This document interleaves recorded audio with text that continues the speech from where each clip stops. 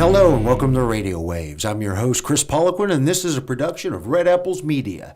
We're broadcasting out of Real Country, 790 AM WLBE out of Leesburg, Florida. And if you're watching us on television, you're doing so on Lake Sumter TV, Comcast Channel 13, Bright House 498, and CenturyLink Prism Channel 83. So today I have two guests. It's on a very important topic, I believe. It affects many families throughout the country, and these gentlemen are going to help us understand what their organization does and how it helps our local community. So in our first segment, we're going to speak with the Executive Director of Hand in Hand Lake County, David Douglas, and in our second segment, we're going to speak with a past resident and current intern, James Vickers. So David, thank you very much for coming on to the show. It's our pleasure. Thank you for having us. It's my pleasure. It really is. Now that I know a little bit more about what you and your organization does, can you explain to our audience exactly who you are individually and kind of give them an idea of what Hand in Hand Lake County does? Absolutely. Hand in Hand Lake County is the corporate organization that runs Ruth House for women and his Powerhouse Recovery Community for men. These are addiction recovery facilities. We're fighting an epidemic in this country today, and these are in-house programs. They are a 9-month program where we're taking people from the street, from the jail, from their families, from wherever they might be when they finally make that choice to do some change in their life. And through our program, we're looking to give them the tools that they need for their recovery, to put them back into the workforce, put them back into their families, to give them all the tools that they need to live out life on life's terms. Okay, now, is this all voluntary for the individuals, or are some of them court-appointed? We do take some court-appointed residents. However, they still have to volunteer for the program. If they're not interested in making those changes in their lives, then it's a waste of everybody's time. It's when that person finally reaches their bottom and decides that they can't live that way anymore, that they need some help from somebody else, and that's when they make that personal choice to make those changes, and that's the first requirement for them to come into our facility. Right, because you're not holding people against their will. That's right. It's got to be a positive change that there's no bars on the windows and no guard at the front door. Okay, so why do you do this? What you're clearly passionate about it. Speaking with you off air, what was it that got you involved in the first place? Wow, I love that question because I was a mailman in the city of Eustis for 35 years. Oh. And I always wondered, was this all that there is for me? Is there something more? And about the time that I was eligible for retirement, I was attending a new church, and pastor was preaching a sermon called All In, and I just felt this overwhelming call to help others. And through that, we started Hand in Hand and spun it off as a nonprofit organization. And 4 years later, here we sit with 4 houses. We can house 30 men, 11 women and their children at any given time. We're seeing those changes in lives. We're seeing families come back together. It's without a doubt the greatest thing that I've ever done in my life. Wow, that's fantastic. And so you've got 4 different facilities that can house people. That's correct. That's a lot. That's a lot of people. It's a lot of work. Oh, so the program itself, how does the program work?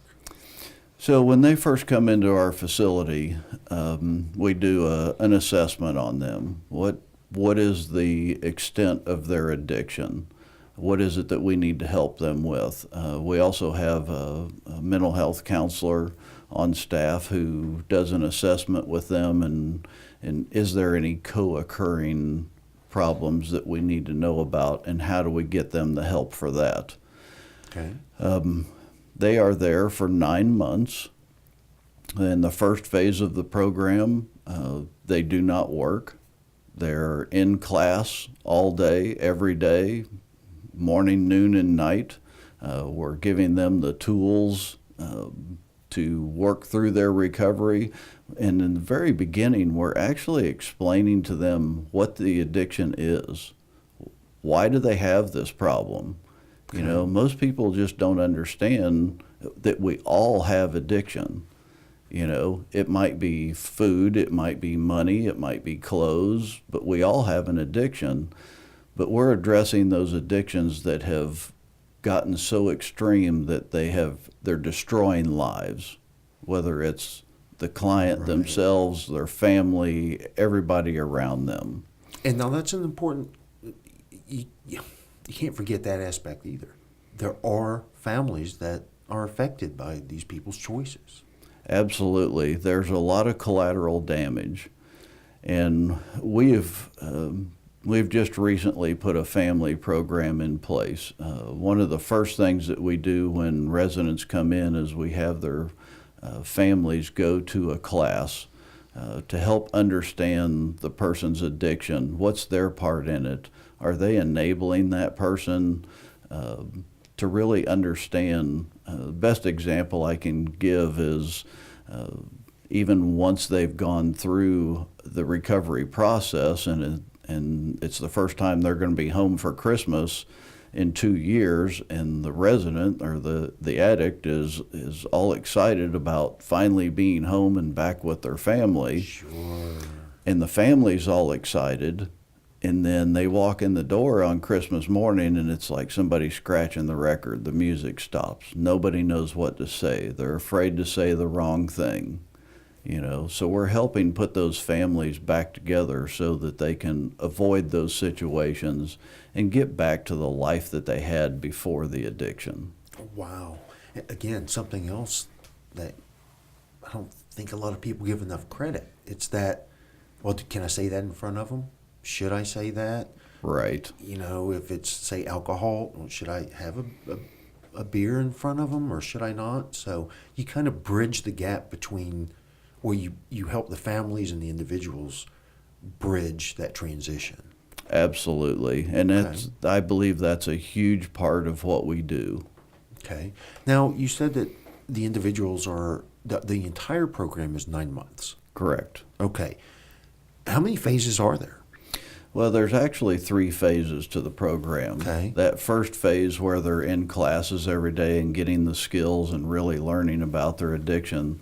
The second phase is where they go back to work, school, or both. Okay, so how long are they in the first phase? Or is that dependent on the individual?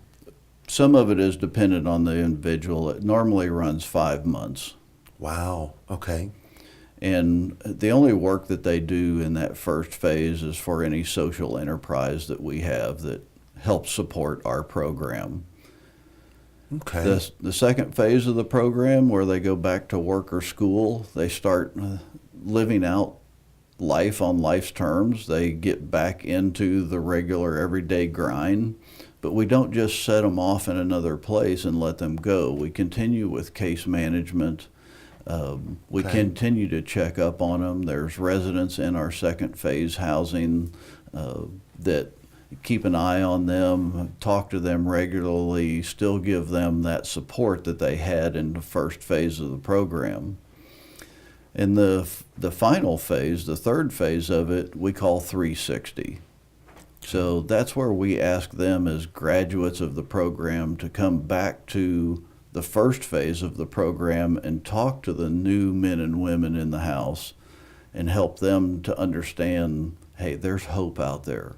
I was sitting in your seat a year ago, and look at me now.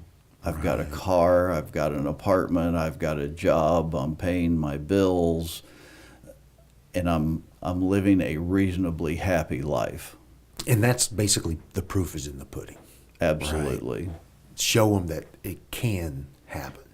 Because I'm sure a lot of people lose hope, or it's as soon as it gets just too hard to do, they want to just walk out the door and go, "This is just too hard." Oh, so and that reinforcement has got to be important. Yeah, we fight that every day. There's always that guy that's, well, I've done enough. I'm there. I'm 2 months in, and I've got this. Right. I want to leave. And normally we sit with them and say, hey, just give it 24 hours. Let's talk about this again tomorrow. Because they've got to learn to live one day at a time. Not that you're not planning for the future, and we're going to give them those tools later on in the program, but in the very beginning, sometimes it comes right down to minute by minute. Sure. It's a struggle. Oh, I believe it. I believe it. So there's so many of these programs out there that really do good things. What separates Hand in Hand? Thanks for asking that, because we're very proud of a program that we have that's called GRIT. And for us, that's an acronym that stands for God, Relationship, Integrity, and Truth. And we feel that if we can give our residents those 4 things and teach them how to hang on to that as they move through life, that they're going to be just fine. Later in the program, we call that a GRIT filter.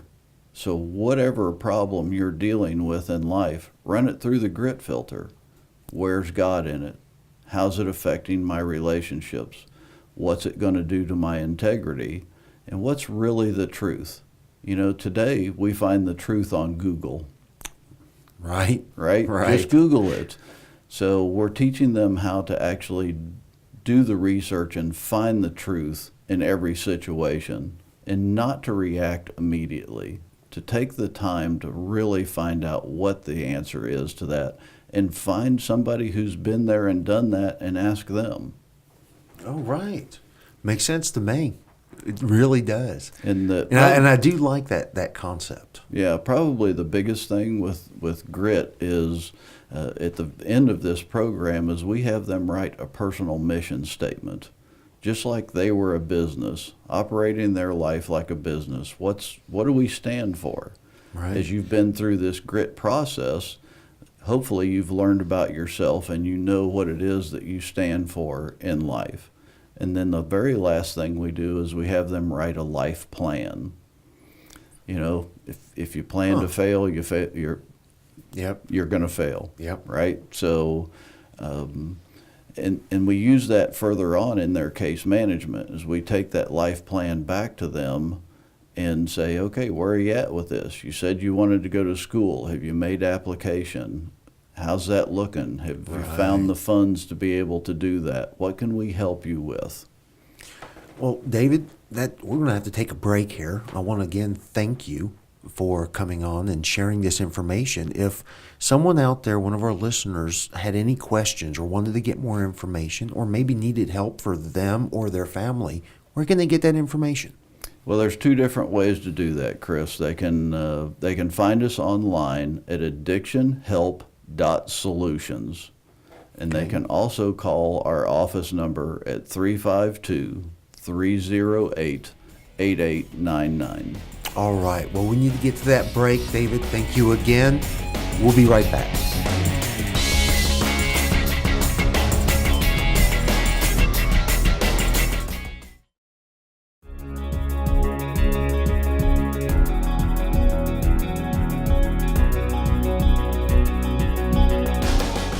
Hi, and welcome back to Radio Waves. Again, I'm your host, Kris Poliquin, and this is a production of Red Apples Media.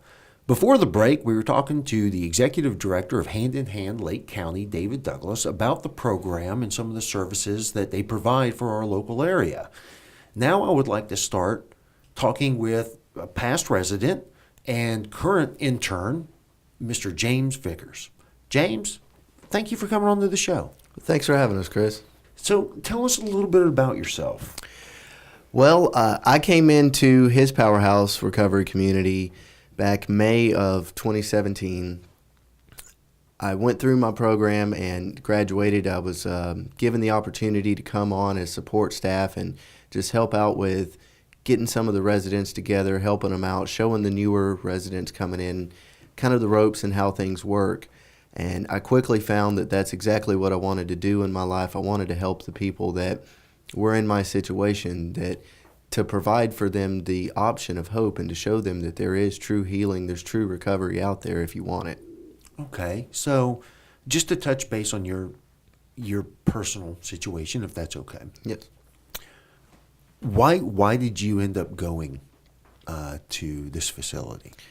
Well, I was actually court appointed to this facility. Okay. I had been arrested for the fourth or fifth time drug possession charges, and Wow. I was awaiting to be sentenced to Department of Corrections, and I had an intervention there with the court systems, and they provided this opportunity for me and allowed me to come here. Wow. Okay. So now you're a part of the organization now, Yes. right? You've gone through the process. You're going through it. How important, in hindsight, was it for you to go to this program? I can't stress the importance of that enough.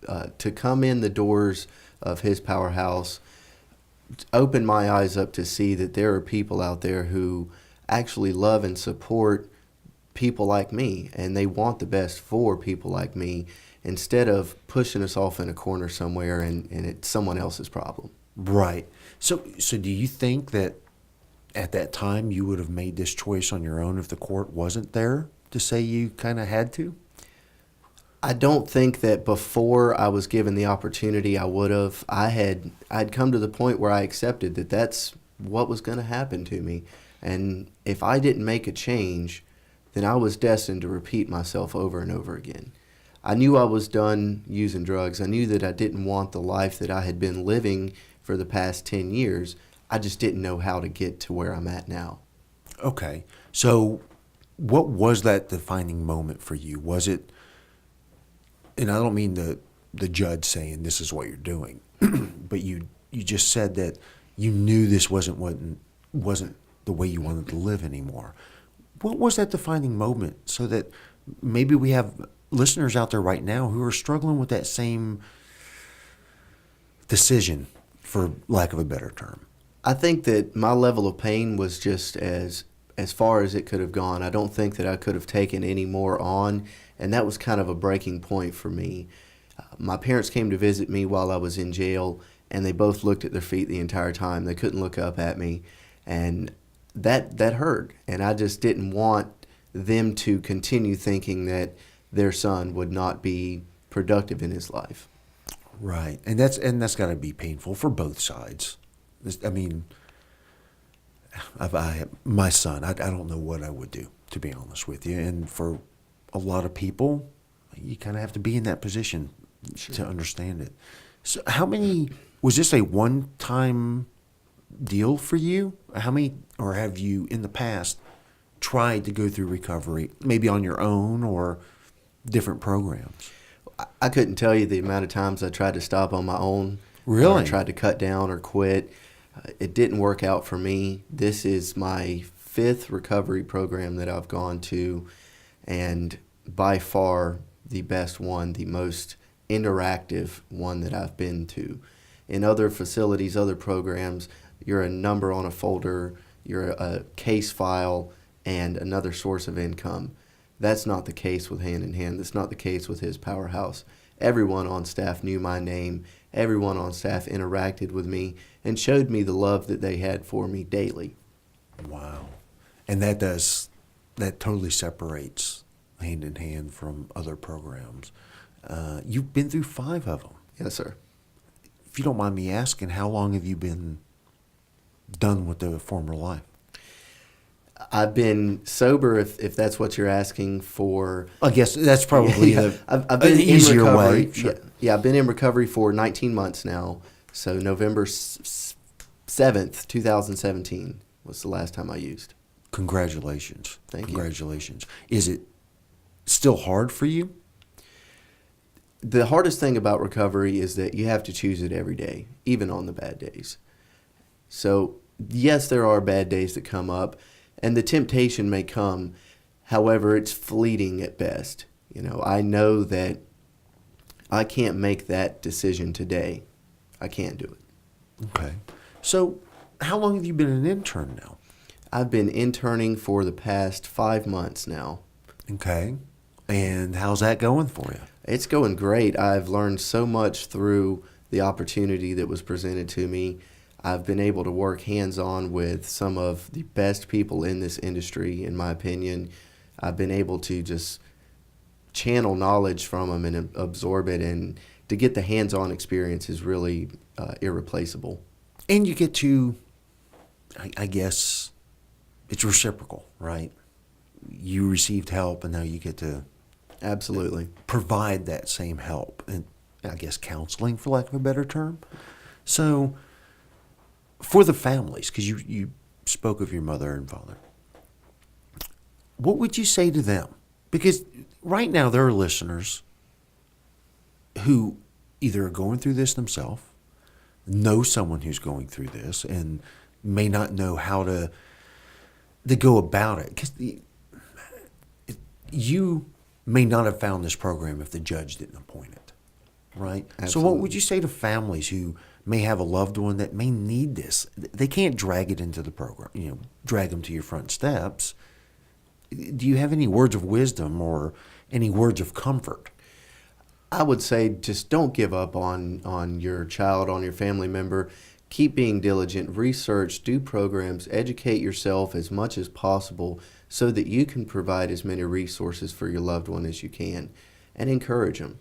But ultimately, it's going to come down to their decision. Like you said, they can't drag them up to our front steps and push them in the door. And even if they do, we can't force them to stay. So Right. to the person out there that's struggling, that doesn't know if they're really ready for a change in life, if they want it but they don't know how to do it, you have to believe in yourself. You have to believe that it's possible. I didn't see any other alternatives for my life. I thought that that's all I could ever do, all I could ever be. And that's not the case. So my encouragement is to just be diligent and come forward. Come forward and ask for help. That's all that you have to do. But that can be hard. Yeah. That can be hard. And sometimes the hardest thing to do in life, in my experience, is being honest with yourself. Sure. You got to be honest with yourself, right? You had a kernel of hope or of discontent, saying this is not what I want to do. And you needed help. And I'd like to make sure that our listeners got that message, that there is help out there. Absolutely. So we've spoken a couple times about the different facilities you have. What separates them? Are there specific people for specific programs that to go to, say, the Ruth House versus His Power? Well, we're not co-ed, so the Ruth House would be only for the women, and His Powerhouse only for men residents. So that's a defining factor there. And among the other facilities, as you and David touched on earlier, we have men in different portions of the program, different phases. So our phase 1 housing is where they receive their programming and spend their first 5 months. Then they can transition into a house that's more like an apartment facility to them. It's a house, but it gets them in the practice of having to be a member of society again. So if someone wanted to be a part of this program on the helping side, are there steps to that? I mean, who staffs Hand in Hand Lake County?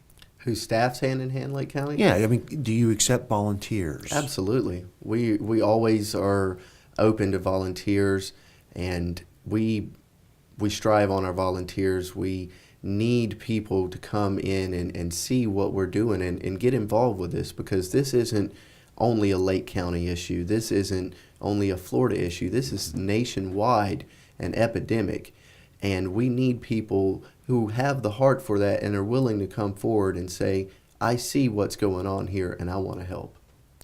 And there's, from my experience in Lake County, there's a lot of helpful people, a lot of different programs, and I think you can get some here.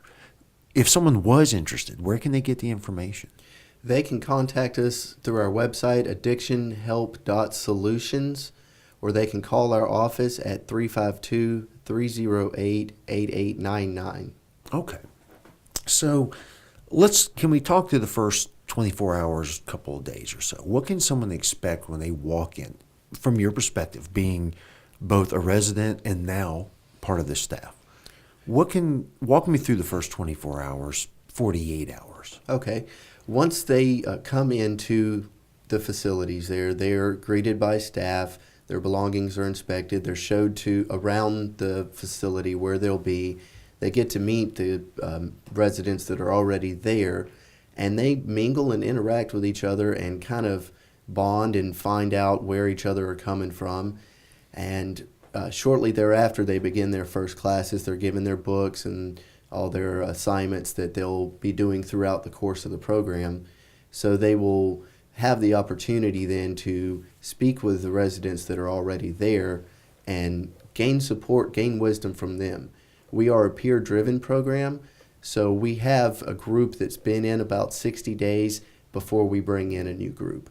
And that group that's already there counsels and ministers to those and allows them to see that it is possible. Hey, I've been here 60 days already, and it's flying by. Right. So a comfortable, warm, educational, and sounds to me like filled with, there's hope experience. Exactly. All right. Well, James, I want to thank you again for coming on to our show, telling us about your experience in your facility. Real quick, one last time, if someone wanted to get information, what's a good phone number? 352-308-8899. All right. Thank you again, James. I really appreciate it. Thanks for having us, Chris. All right. Well, that concludes our show for today. This has been Radio Waves. I'm your host, Kris Poliquin. We'll see you next time.